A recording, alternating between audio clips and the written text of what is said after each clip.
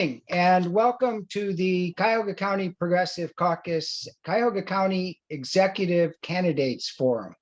My name's Steve Haleko. I'm the political director of CCPC. And before we get to the candidates, I just want to clue you in to a couple of upcoming CCPC events and some things that you're going to get in an email tomorrow. The next 2 Mondays, we are going to be at Cleveland City Hall for a couple of events that will be held either on the stairs in front of City Hall, or if we have bad weather, we'll move inside to the atrium. 1 week from tonight, on April 4th, we are partnering with Cleveland Peace Action and 16 other activist groups around the county. This is going to be a really cool event. It's a reading of Dr. Martin Luther King's Breaking the Silence speech. And each of the organizations is going to have one reader read each section.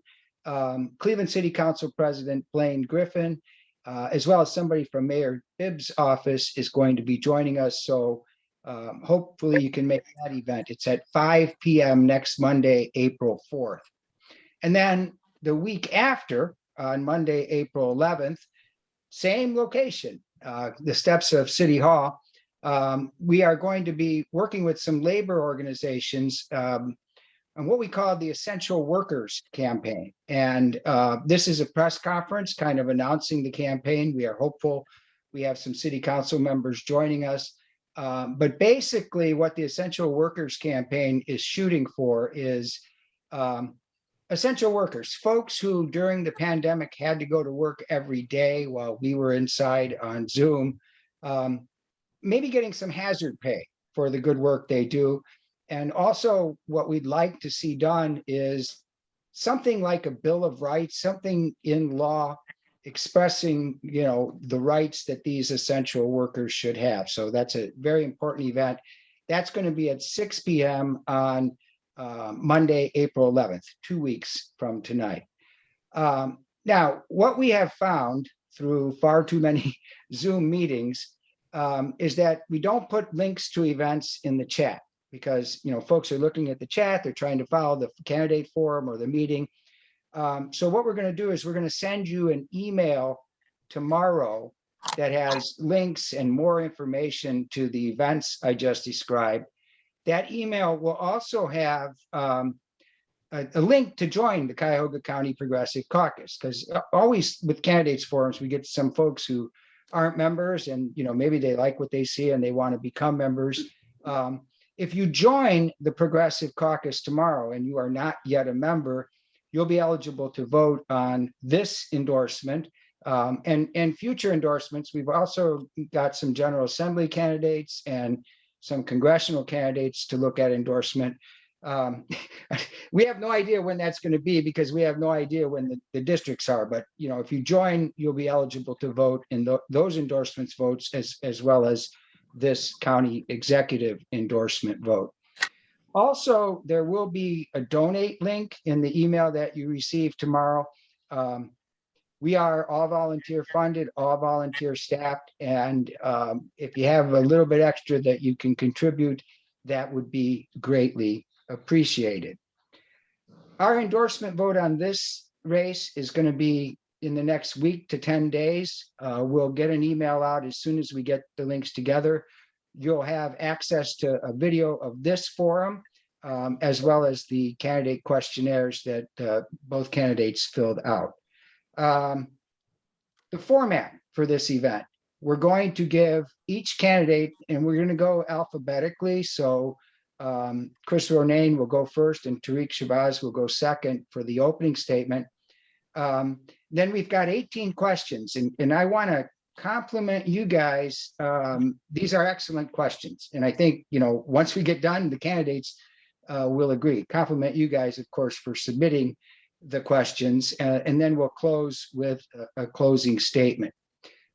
Before we get started, though, I want to introduce Deb Klein, who's kind of my co-host tonight and the tech person. So, Deb, you want to say a little bit about the tech? Sure, just so that everyone knows, first of all, welcome, and just so everyone knows, the chat is off. You will not be able to put things in the chat, and everyone will remain muted. throughout, excuse me. And something that I just realized after over almost 2 years of doing these, if you want to move the candidates, if you don't know a whole lot about Zoom, but you'd like to put the candidates up at the top, you can actually drag their photo up so that you can see them and you're not looking for them in the rest of the people. So we do keep a pretty tight ship on this. So sit back and enjoy, because as Steve said, we got a lot of really great questions. All right, without further ado, let me introduce the candidates first before we get to opening statements, and kind of wave if you're in a different location for folks on the Zoom.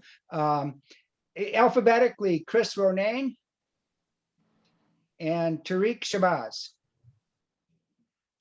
And we're going to have to go alphabetically with the opening statement, then we'll rotate the order for the questions. When we're live, we do a random draw, but we can't really do that by Zoom. So Chris, you are up first for your opening statement.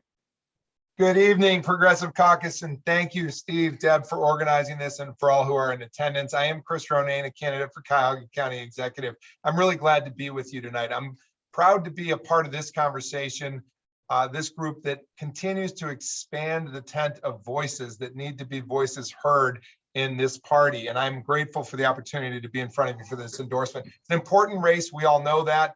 This is 1.2 million people we're talking about in Cuyahoga County, and this county executive will manage a $1.5 billion budget, which is why vision, management, and experience matter. It's also why a person willing to step up for change matters in this race.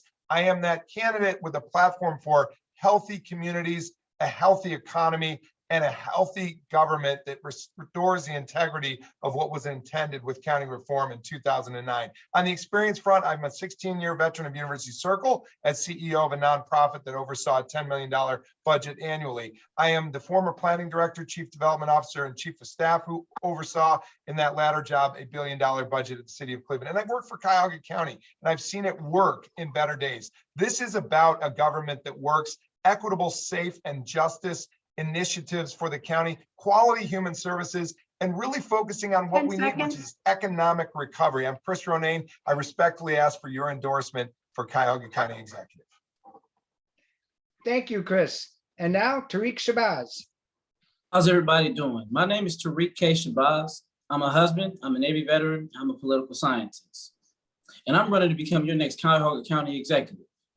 Before I was any of those things that I stated about my title, I was just that young kid that grew up in Cleveland, Ohio. And I know you've heard it before. We know all about the traumas that are associated with the individuals who are behind that red line, the individuals who are behind those issues of the digital divide. I know all too well about those things. I have the life experience that can be shared and understood definitely with the individuals who keep saying every day to us, we feel voiceless. And that's why I will be your megaphone. You will no longer be voiceless as me as your next county executive. And for anyone who asked the question, why run for this seat? The reason important, very important reason is this, is that politics is local and local is everything. I have a master's in public policy and national security, which means that I have the aptitude and the education that is actually important to actually lead at this position. I understand that we need to construct a housing guarantee. That's right. This county of Cuyahoga County needs to be the county that says that housing is a right. We need to be the county that understands that gainful employment can have barriers through the transit issues or lack of transportation. I want you to know that about any economic development that we construct throughout this county, it's going to be imperative that the people come first. Vote Tariq K. Shabazz on May 3rd for Cuyahoga County Executive. Thank you so much. Thank you to both of you. So our first question, Tariq, you'll be starting. And the question is, if elected, what would you do to improve public transit throughout the county?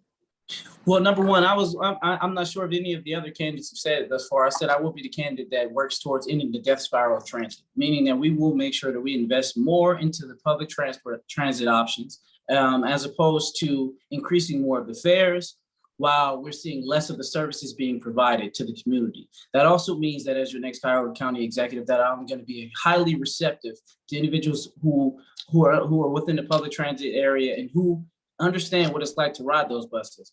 As a kid growing up in Cleveland, Ohio, I caught all of the buses I could to go all around the city of Cleveland. And I understood very well about how those issues can really impede on employment, or it can impede on your ability to reach your destination. And when I talk to local labor unions, I've heard some of the conversations already that transit and transportation to their workplace can become a barrier of employment. So as I stated, as your next Cuyahoga County executive, we will work to end the death spiral of transit. We will also address the fact that veterans aren't riding free. We need to make sure that we address these issues. Whatever the cost is, I'm hearing that it could be somewhere around about $1 million. If it is around $1 million to make that happen, wholeheartedly, my administration, we will ensure that occurs. Thank you.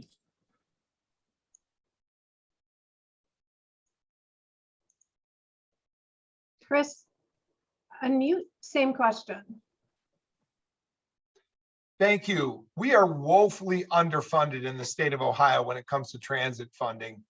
You just look around neighboring states, whether it's Pennsylvania or Michigan, they're much more endowed with transit funding than we are. So this starts with advocacy. A county exec, a strong voice, arguably the second largest seat as far as Democrats in Ohio go, and I'm only saying second to Sherrod Brown.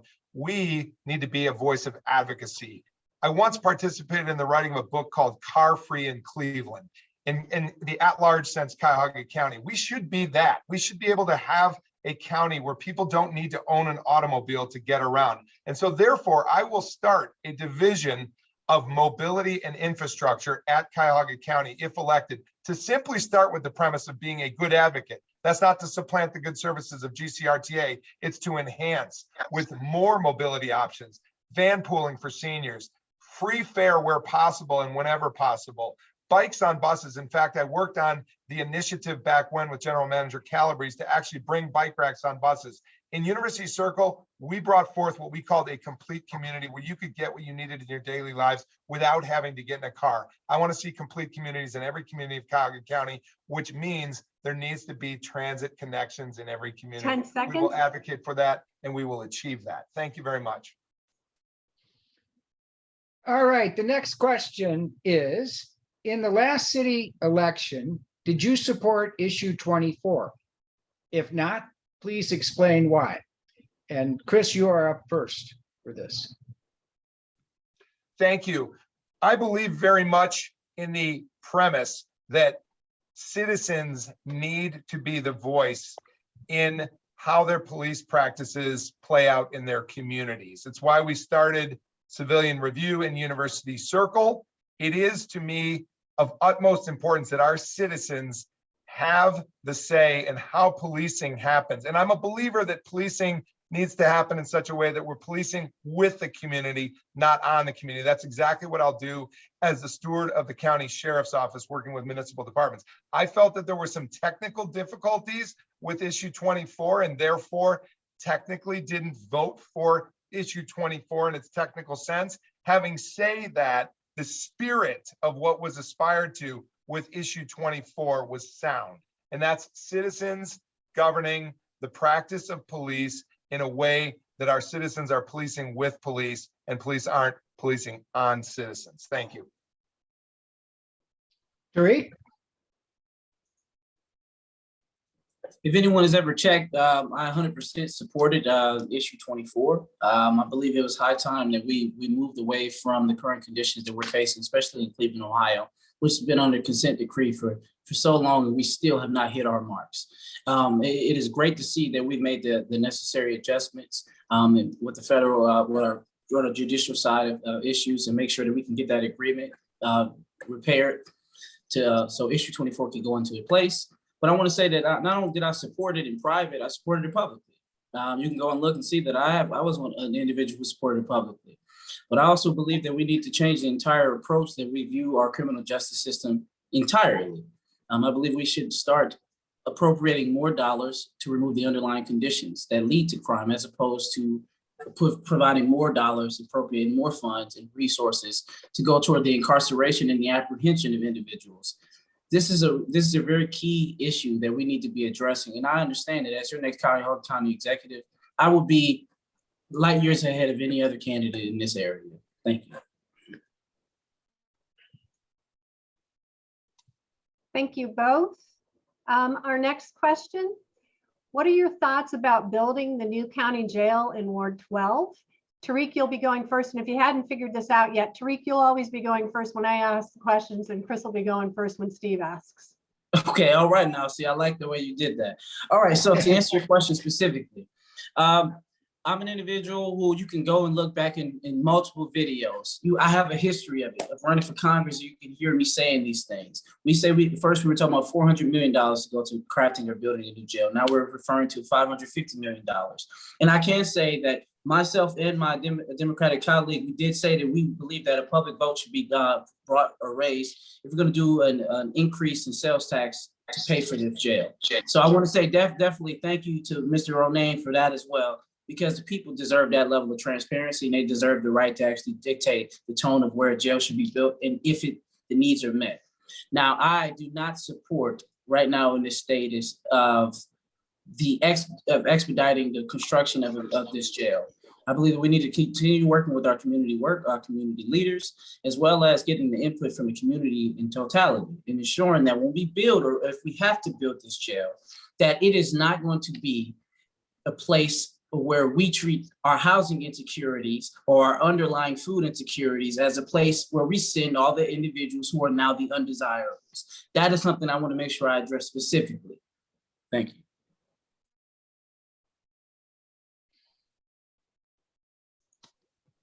Chris?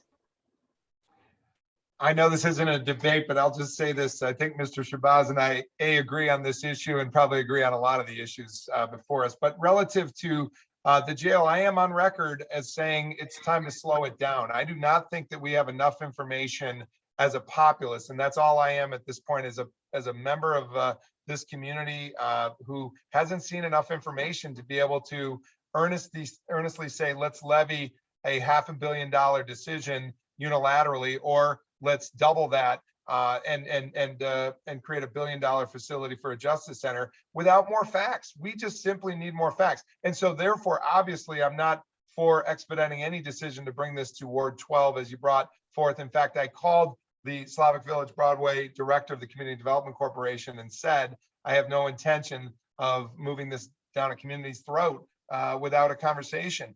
I also very much believe that we are moving fast in a direction that may be too clever by half. We're moving to build a jail with beds space bigger than what we have now, even though the county has had a consultant who herself said, we are looking at a facility that is more than we actually need. We ought to be focused on diversion policy. We ought to be focused on centralized booking, bail reform, everything that diverts from the jail itself. There are significant percentages of people at the county jail tonight that are there that don't need to be there if we just expedited their movement out and diverted them in the first place. Thank you.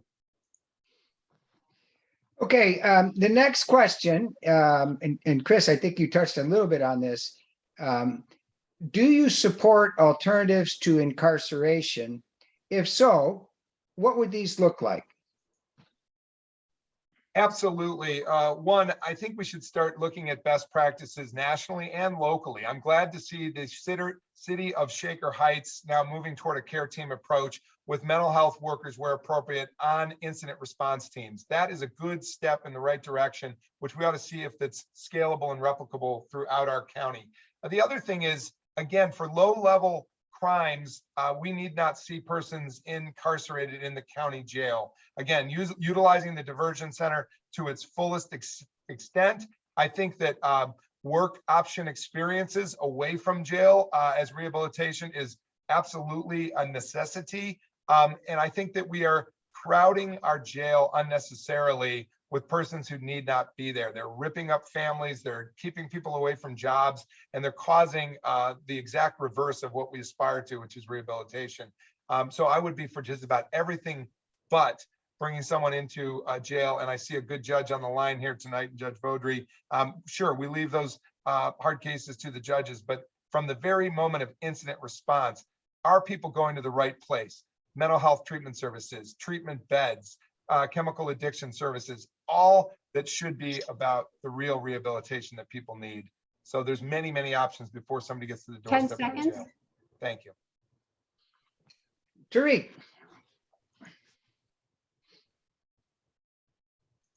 Could you repeat that question again? I want to make sure I heard it correctly. Do you support alternatives to incarceration? If so, what would that look like? If anybody didn't gather whether or not I seek any alternatives to incarceration, well, today you know now. Absolutely, we do, and that's what our administration is about. My colleague, he spoke about a couple of issues in terms of centralized booking and things in those natures. Absolutely, we need to make sure we increase those processes, and we need to decrease the amount of individuals who are going into the jails. We are aware that the jail conditions have been recognized by some as subhuman, putting these individuals into a position in which we're not actually rehabilitating people. We're sending them back out into these conditions in which we have not removed the very issues that have led to them committing crimes out of proximity, which is some of these situations we see these individuals come from, the other side of the red line. That's why I stated to you specifically is this. We need to make sure that we address those things with a housing guarantee. We need to make sure we address these issues of the public health crisis that may be dropping soon in April. And we need to address it specifically by making sure that we put more food pantries into these areas that are dealing with these huge levels of food deserts.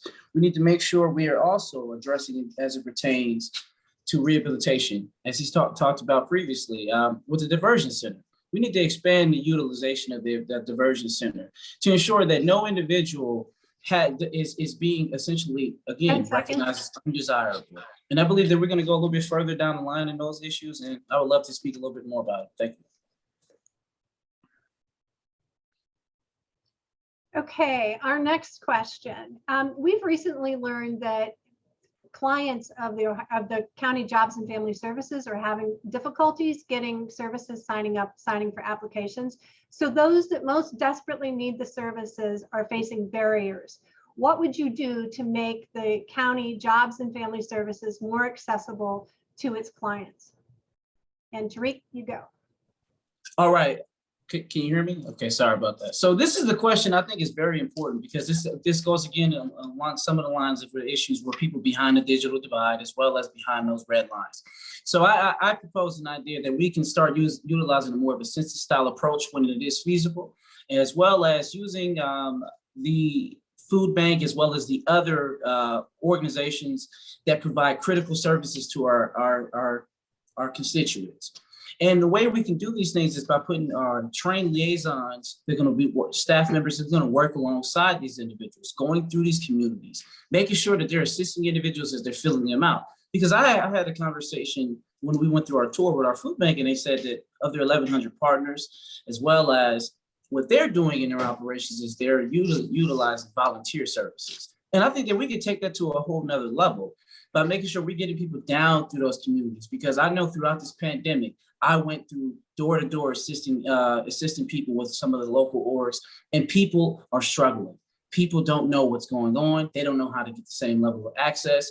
And that's what I intend to bring. I intend to bring a different form of change, a robust form of change, but it's going to make sure that every individual is not being thrown away. You have a chance, and we're going to make sure you all have a chance under my administration. Thank you.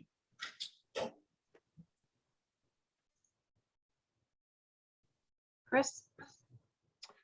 Thank you. When I was talking about healthy government, I believe that the healthiest government is a government that goes to the people and doesn't necessarily have to always bring people to the government. And that means thinking outside the box in terms of our location of our services. I believe we should be neighborhood community based. I come from a county government in the 1990s where we had 13 neighborhood family service centers. We put government in the neighborhoods where people were, and that's what we should do again. That's what I'm committed to.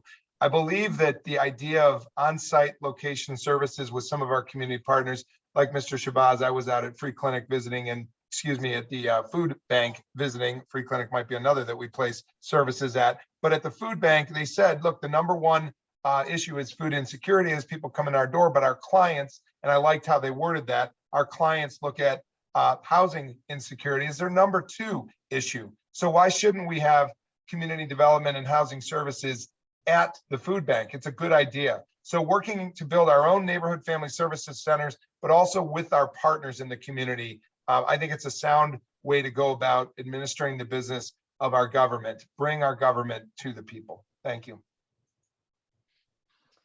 Next question, and I'll try to go slow so Chris gets a little break. It's the same thing with Deb goes with Tariq. How would you propose spending the remaining ARPA money?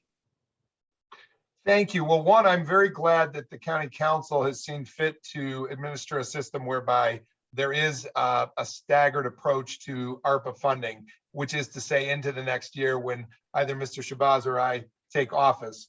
I'm just mentioning Democrats, but relative to the actual spend, I believe this economic recovery will not be one and done in the year we're in. I believe very much it's a multi-year approach. So I've already said on the record that I think workforce training dollars are of paramount importance in terms of utilization of recovery dollars as intended. My most primary focus is on workforce development. Look, folks, you know this. We have adults that are dislocated by, frankly, technology that's just outsourced jobs to robots. Unfortunately, we've seen children graduating, matriculating from school that aren't ready with the skills they need. We need to get them ready in our community colleges and other apprentice partnerships. So the majority of my dollars would go for workforce. I think we need to take a systemic approach to this and not a piecemeal approach where we sprinkle the desert, if you will. I think that we need to be bold, we need to be transformative, and this comes down to workforce development initiatives. Tariq? I want to say, number one, I can't say definitively exactly how we're going to appropriate every one of the dollars that we still have remaining from the ARPA dollars that were given through the CARES Act. I do want to say to the Cuyahoga County government currently, I believe we could have went a little bit further right now to make sure that we address these systemic inequities that are in place currently. So I want to say that as your next Cuyahoga County executive, we will make sure that we're addressing these issues as I stated earlier since this thing started. Housing insecurities, the food insecurities, as well as removing these conditions that are leading to so many individuals that are committing these crimes out of proximity. The way that we do those things, and when we do those things and we implement them well in terms of job placement, being aggressive with job placement, every individual here deserves a right to have employment. It is no reason why we're seeing these large levels of individuals who can't have the same access to employment. And as well as we need to start looking forward to how we can shift or assist in getting a higher higher wages for our individuals in this county. I think this county could be the best county in the country. And unfortunately, we are not working at the rate that we should be. But listen, this is why the championship DNA is coming.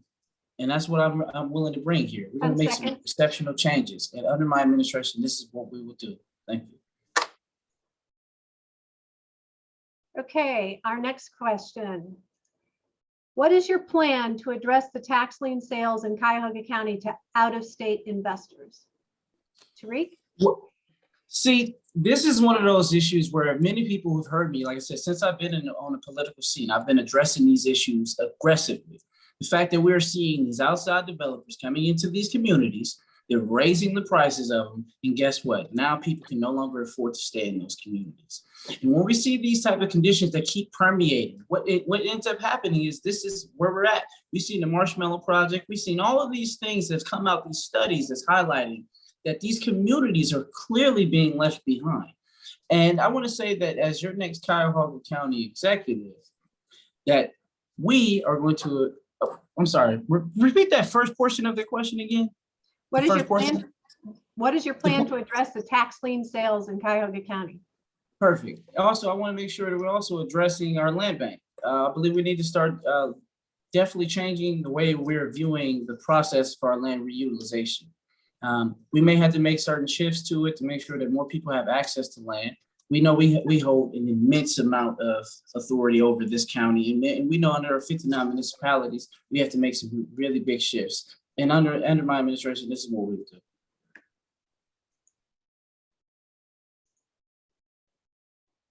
Chris? Yeah, thank you. I think a number of things about this. One, we should use intermediaries to our advantage. Local community development corporations in Cleveland as a specific community have sophistication here relative to property purchases, and they do it for the most part for the right reasons. These are mission nonprofits that can hold property until they can find rightful renters and buyers. I also think that we should think about a county community development corporation for communities that have less capacity in the CDC world.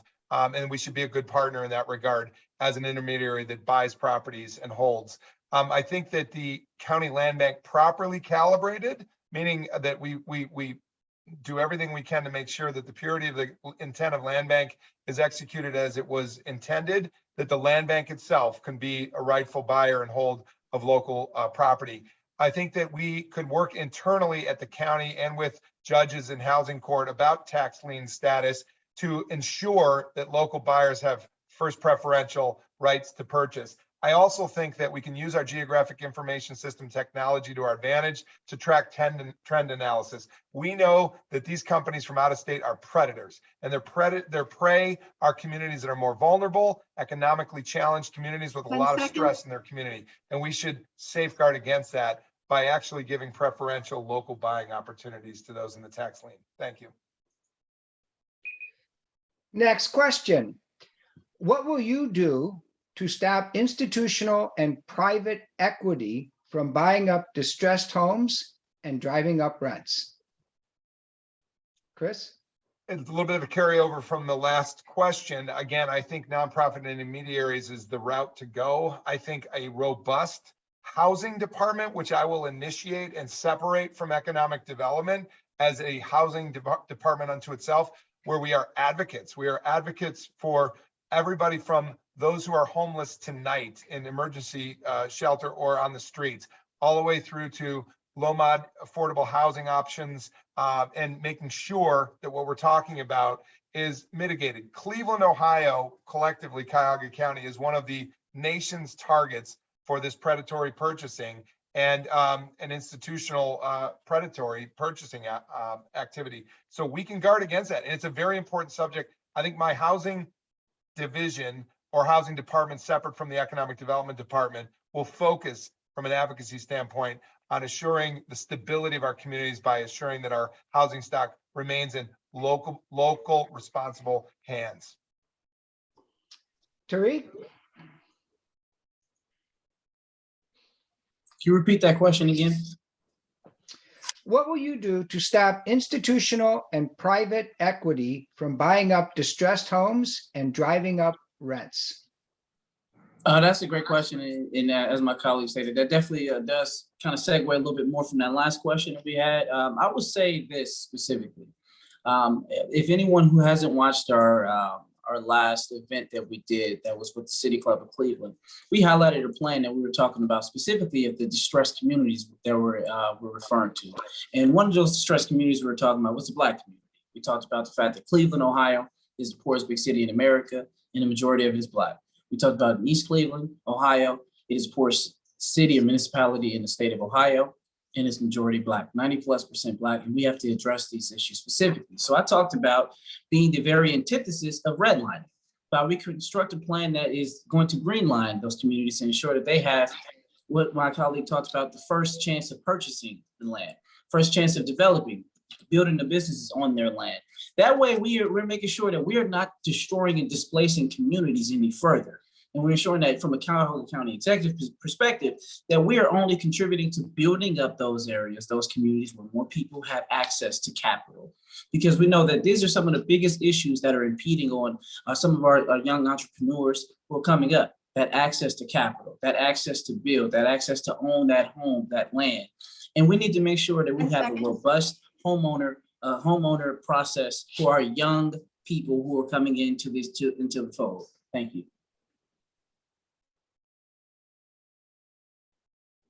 So not only is Cleveland the #1 city for poverty across the country, but we've also been named the worst city in the nation for Black women. What will you do to increase small and Black women-owned businesses in particular?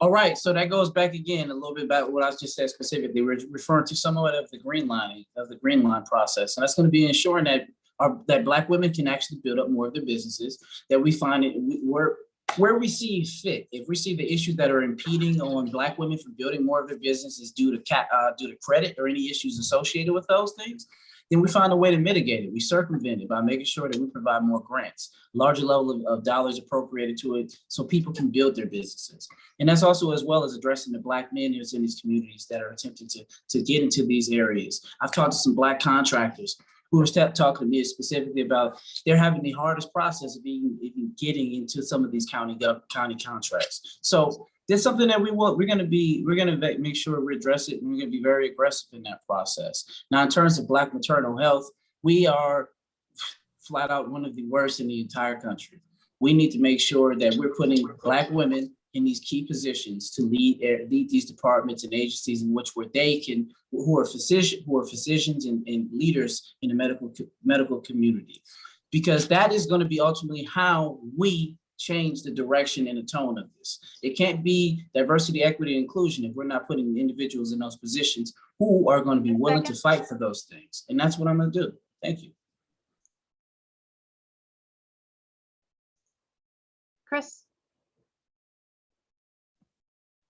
Thank you. We just need to be a responsive community to our communities of color, first and foremost. And as it relates to that, we need to own this statistic about a hostile community toward Black and brown women. And particularly as you relate the question to business, we need to open up access to capital to women entrepreneurs, to women-owned business enterprises, to women of color who are taking a chance on employing. And we lead by example in University Circle in this regard with a program that we franchised called Next Step, where the principal client were Black and brown business owners and principally women of color. And so I think we need to lead by the example of some of our successes.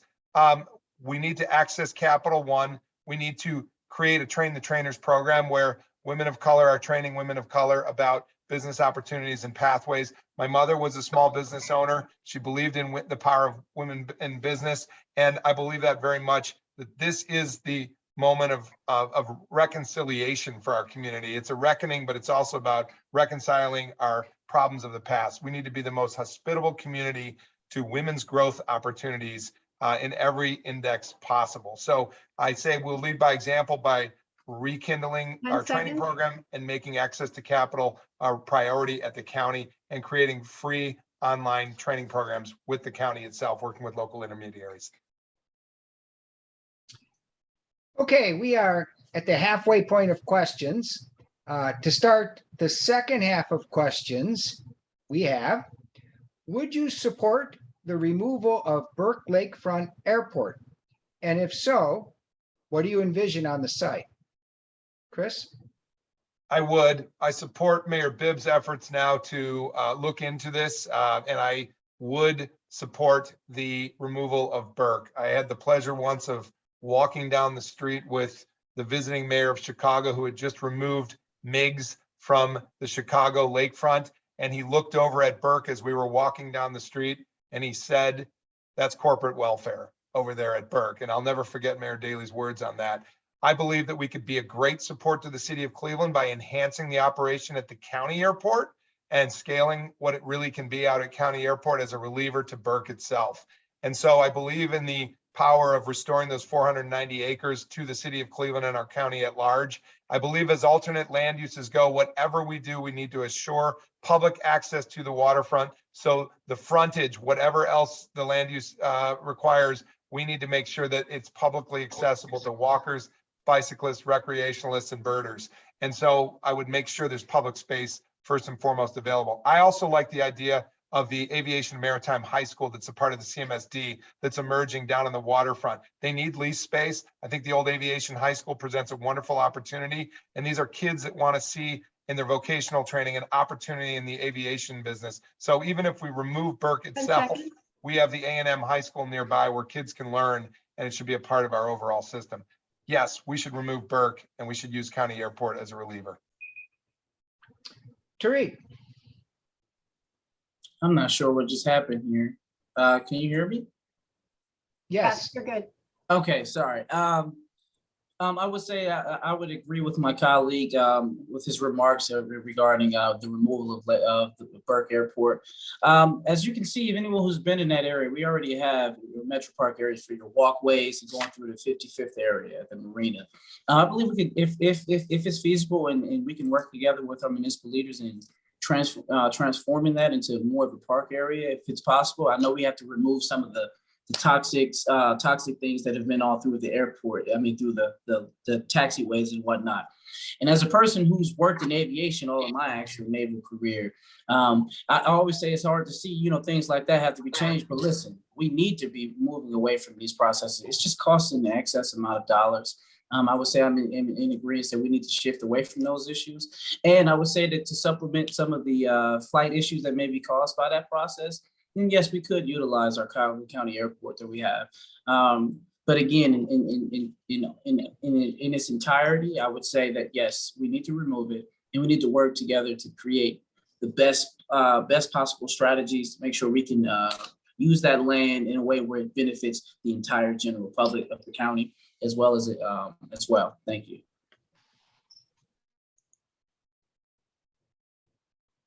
Our next question. Do you support the source of income legislation currently being considered by County Council to prevent discrimination for renters seeking housing? Why or why not? Tariq?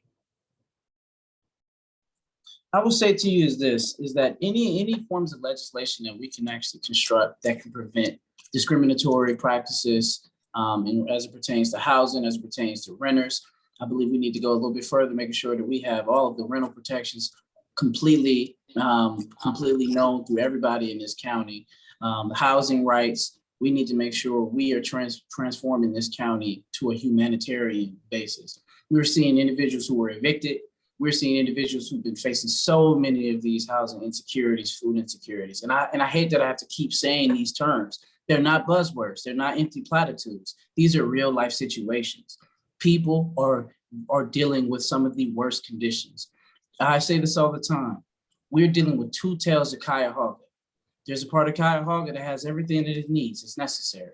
But when you go into some of these other areas, these people, they need real assistance. Thank you. Chris? My own personal experience, I live in a community where for the last 25 years, I've moved from a triple where I was paying $250 a month as a student renter to a double to a single bungalow to a home that could accommodate capacity for my children. It's all been within 4 blocks. We also live across the street from a 7-story apartment that is, some of the units are dedicated for Section 8 vouchers as a use of income. We've had no problems. We've had nothing but a great community. And so I can continue to say we need to all shoulder the opportunity to welcome all comers into our community. And that includes accepting source of income as Section 8 and other sources of public housing supported vouchers into our housing system. And I live by that example in the city of Cleveland, happily, proudly, among neighbors of all different income threshold and those who've had different experiences at different times in their life. That's a complete community to me, where our housing choices are a spectrum. And I think we should reward developers who, before even there is potentially the legislation approved, opt in to be supportive of those housing vouchers and owners of those properties, because there's a lot of them in this community that we should actually herald as successes.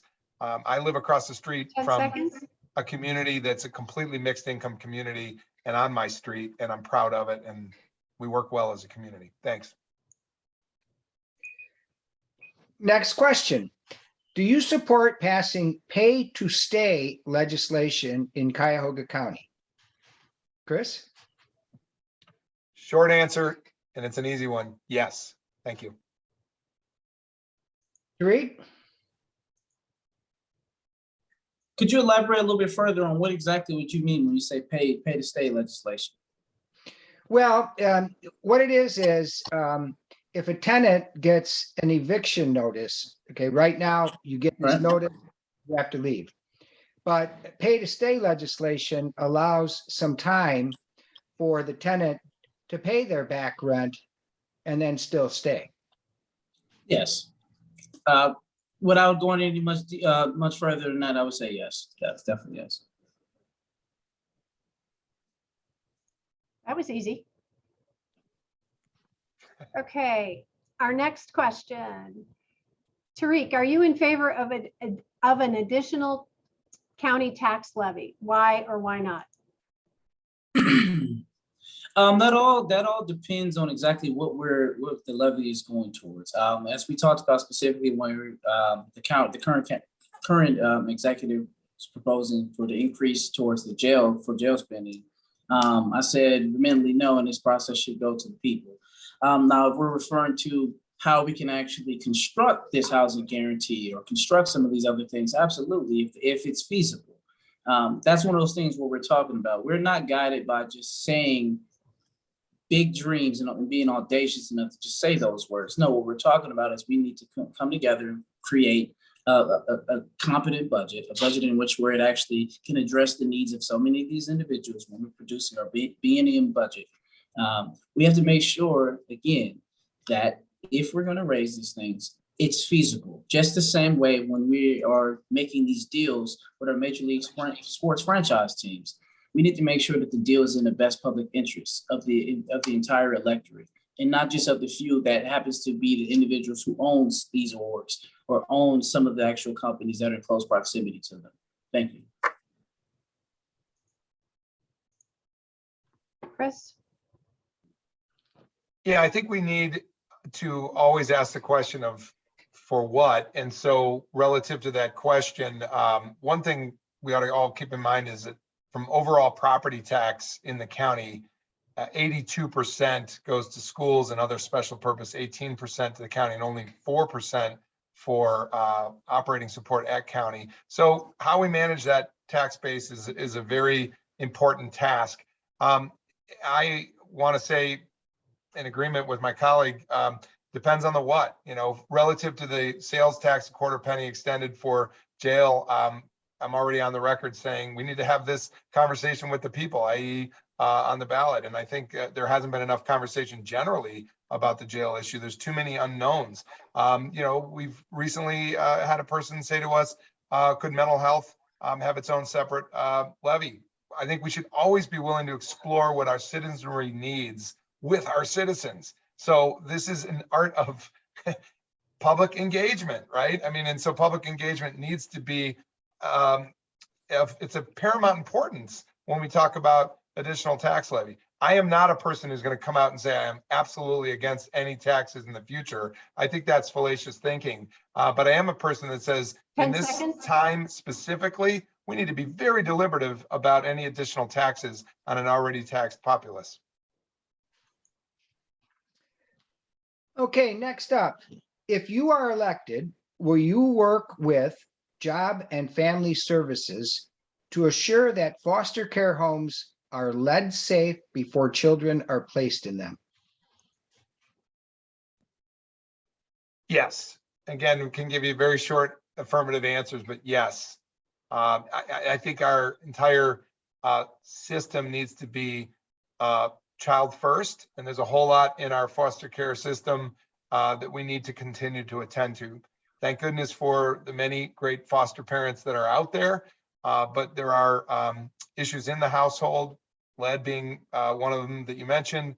Well, we've got to figure out a system that also works for kids that are matriculating out by age of the system, but are matriculating at an age that says they're out of the system, but they may not be ready. So our teenagers in their high teenage years, we need to be mindful of what they need. We need to be mindful of what our LGBTQIA community is going through in foster care, where they're ending up in higher percentages of detention in our jails. And we need to ask hard questions about why and make sure that we have a model foster care system in the country. Tariq? Without going into too much detail, I would say the answer would be yes. The answer would be yes to the question. I would agree with my colleague. And I will also say that as a message to all the individuals who have children that they adopted, I want you to know that you're amazing. Thank you so much for actually assisting these young people who need so much love in this world where we see right now there's a lot of not a lot of love, and there's war and conflict and so many other things that is devastating people. And we need to make sure that we are moving the needle to be more of a humanitarian basis. So I want to say to all those people who are adopting, who have children, who are in foster care services, anything, thank you for the work that you're doing. And so many of these children, they appreciate you so much. Thank you.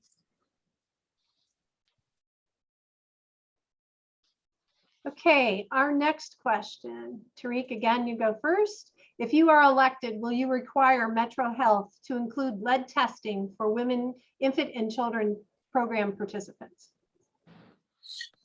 See, as these issues we keep talking about the lead issues that are plaguing not just Cuyahoga County, they're plaguing areas all over the country, which is the reason why we see huge amounts of federal dollars are being appropriated to actually change these systemic inequities. Because what ends up happening with these, where we have these pipes, the homes, the lead, it leads to conditions in which our people cannot recover from. They have long-lasting mental issues or things that may be that may really be debilitating over time.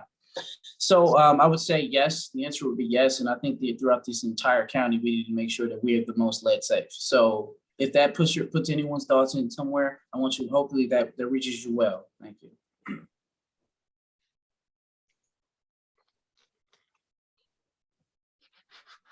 As far as the question about Metro Health and requiring Metro Health to do lead testing of women and children, I want to say, first of all, I'm thankful to Metro Health for the services they provide throughout this county. They have de-anchored in communities, meaning they've put their systems out in many more communities of late, which I think is a good thing, back to that healthy government.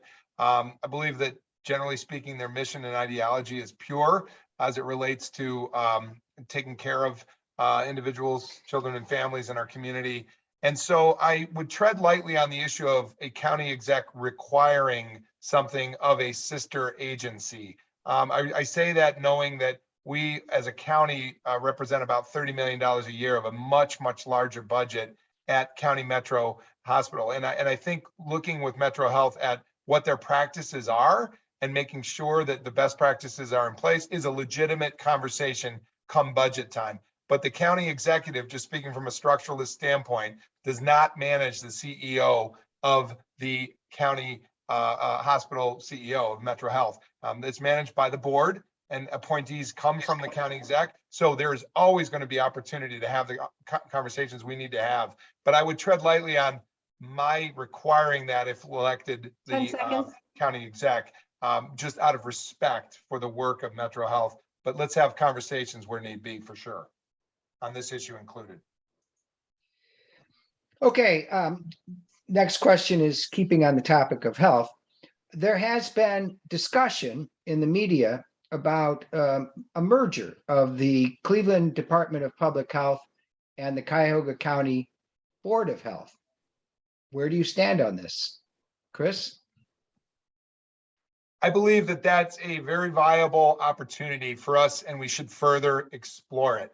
I think that doesn't end there. That idea of alliances, let me say this, alignment, merger sounds like a bit of a, I don't know, a little bit of a corporate word, but I think that when we talk about alignment, we can talk about that from the health department standpoint. We can talk about that from the workforce standpoint. We can talk about it from regional building and housing departments.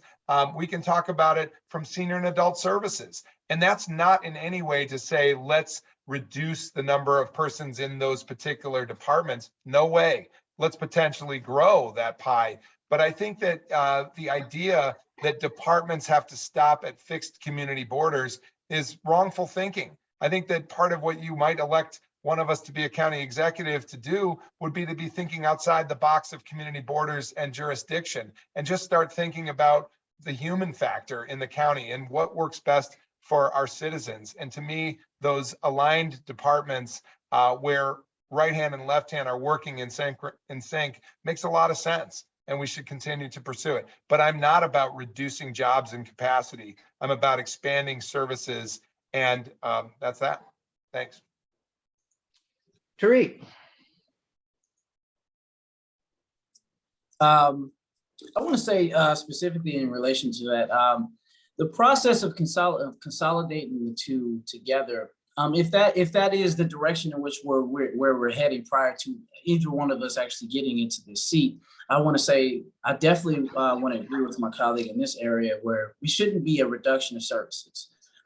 In no way, shape, or form, no matter what, we should not have a reduction in services. In fact, right now is highlighting not just in this county, but throughout this entire nation. We need to actually completely fund as much of these agencies and departments to ensure that everyone is receiving the critical care that they need. And he brought up a little bit about our seniors as well as our youth. We need to make sure that we are addressing those things and we're putting the right amount of resources towards those issues, right? That we're not actually just consolidating for the presence of saving money. Because if we're just trying to save money or anything in that nature, what it's going to end up doing is just like what we see all over the country. You slash the amount of services, and what ends up happening is more people are going to be relying on these things and they need assistance. And we need to make sure that that is not what our intention is, and that is not where our direction is. Thank you.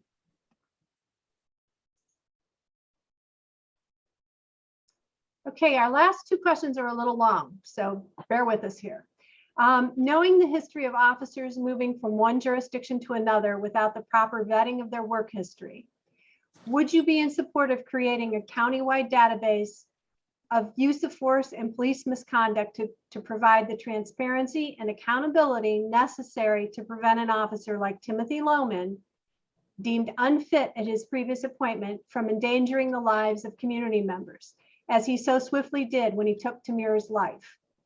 If so, what concrete steps would you take to implement it and coordinate with statewide efforts? Tariq? I want to first say that Tamir Rice never received the justice he deserved. Before I go any further, his family never received the justice they deserved. I, as an individual, has worked alongside so many community leaders and activists who've worked to actually uncover issues as it pertains to training and police misconduct or altogether officers not being in compliance with Ohio Peace Officer Training Association. So throughout that process in my tenure, we've went around and we spoke to state legislators as well as even reaching out to our U.S. Senator's office. And in that process, we had robust forms of engagement to ensure that we can actually transition away from this. So to answer your question in short, I believe that it is more feasible than not to make sure that we can construct more of a process in which we can understand every one of our municipalities that has a police force or standing officers, as well as auxiliary forces, making sure that we understand what they're doing by auditing, that we check those things. So yes, the answer to your question is yes. I believe that is absolutely a feasible option, and it's going to remove the likelihood of an individual who commits an act while under the uniform and then violating another person's rights when they go into another agency or department. So hopefully that answers your question. Thank you.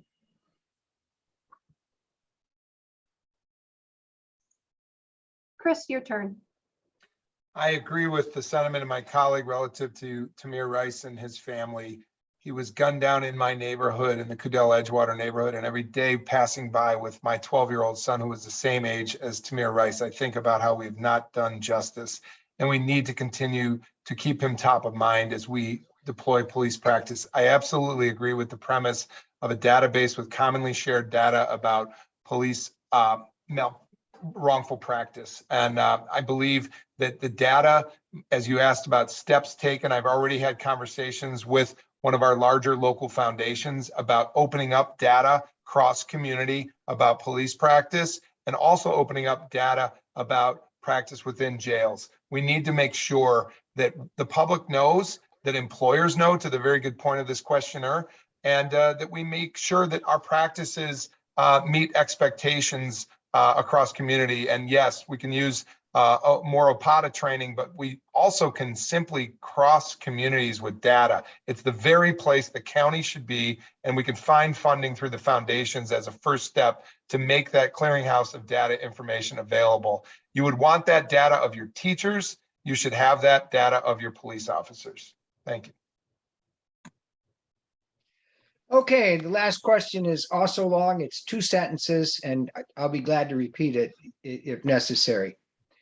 The recent VAPAC being Vacant and Abandoned Properties Action Committee report, displayed the devastating effects the influx of out-of-state investors have had on the housing market, particularly on Cleveland's east side and inner ring suburbs.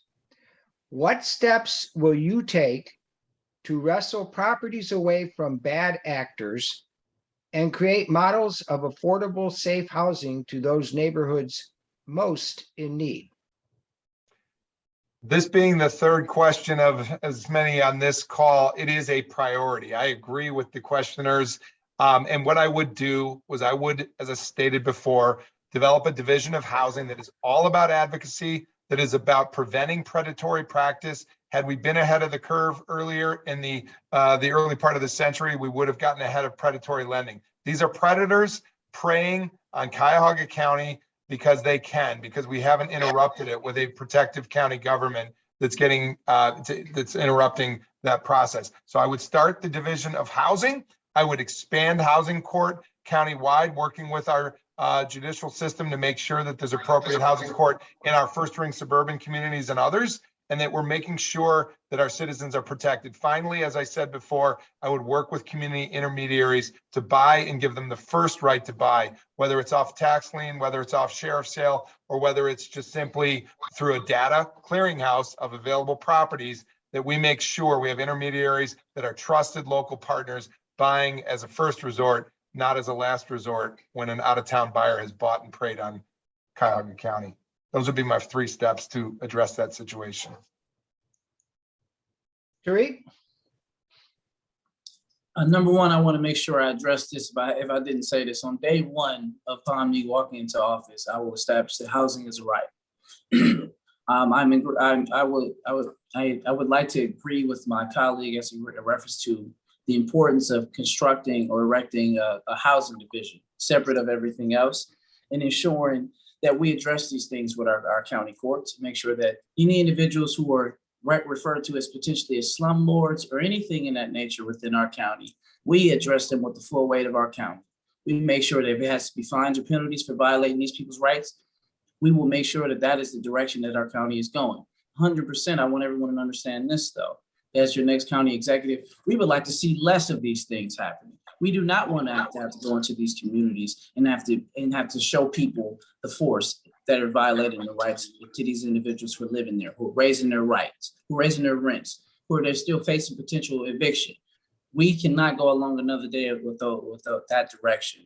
So I would say that I would agree with my colleague that housing, we need to create our own separate division for housing, as well as making sure that individuals in these communities has first access to the land, which is one of those areas, again, is what I talked about, the Green Line. Green Line project is going to ensure that those individuals who've been living in those communities, who have not got the same level of access to capital, who has been removed from having any ability to own and actually build and generate wealth in those communities, we're going to make sure we change those things. Thank you. So congratulations, you just made it through all 18 questions, but now you have an opportunity to leave us with parting thoughts and ideas. So you have 90 seconds. And we will start with Tariq. Hey everybody, this is Tariq Shabazz. And if you haven't noticed today, listen, this race is about 2 individuals in this Democratic primary that is dedicated to make sure we're bringing some change to the people. But I want you all to understand something about this right now. I, as your next Cuyahoga County executive, I will be leading from a humanitarian perspective, but not just humanitarian. We also must address the issues as it pertains to information technology. I will construct a new department. It's going to be a cybersecurity and innovation department. Why? Because we are in a pivotal time in the digital era, and we need to make sure that every business, every individual, every organization is adequately prepped and equipped with the tools that is necessary to handle the issues that are going on and will continue to go on through the cyberspace. Now, I also want you all to understand something very important. As your next Cuyahoga County executive, I believe that we need to be the end of mass incarceration. We saw numbers that was horrific, with over 1,900 plus individuals in those jails that they knew shouldn't have been that many people in there. I'm going to work to make sure that we put more resources to alternative factors to removing individuals going into those jails, putting more dollars toward a reentry process, because currently we're only putting around 2 million. I believe that as your next county executive, we can do amazing things. It'll be better than all 88 counties in this state, but it'll be better than all counties in the United States of America, because this is what happens when you lead from a humanitarian perspective. Vote Tariq K. Shabazz for Cuyahoga County Executive. Thank you. Chris? Thank you, everybody. I want to thank the caucus. I want to thank my colleague, Mr. Tariq Shabazz. I think the questions today were wonderful. They got to the heart of the work ahead. I think that when you look at your candidate for endorsement, you have two great candidates here today. I would say that one thing to continue to keep in mind is the experience, and I brought that up at the beginning. I've had over 25 years in public and nonprofit service in this community, and I will hit the ground running on day one. My platform is about a healthy community strategy, healthy economy, and a healthy government that works. It is about government that works. This is about equitable safety and justice. This is about quality human services, and this is about economic recovery.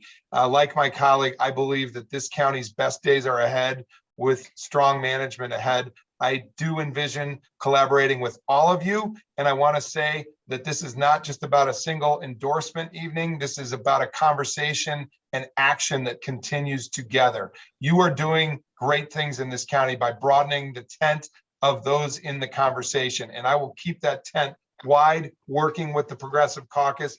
I'm working hard to earn your endorsement. I would covet your endorsement, but it won't begin and end with an endorsement. It'll be about a future together. Thank you again, Chris Ronayne for County Executive. I appreciate the opportunity tonight to seek your endorsement. Thank you both. Great job, great evening tonight. If we were in a live venue, we could all stand up and do a round of applause, but we can kind of either do this or go to the reactions and click the applause section. So again, thank you guys. And thank you, audience, for the wonderful questions you submitted, for coming tonight. We're actually not sure what's next for the Progressive Caucus in the way of meetings. We may have to do some General Assembly candidate forums or congressional candidate forums, but we can't do that until we know what the districts are. And so, you know, we're looking at that, and then we're looking at, this is the exciting part, getting back to our regular membership meetings live if the COVID situation continues on its current trajectory. So stay tuned. Look for the email that we send you tomorrow with the events we talked about at the beginning of the meeting and the links we talked about, and our endorsement vote for this race coming in a few days. Thank you all. Good night.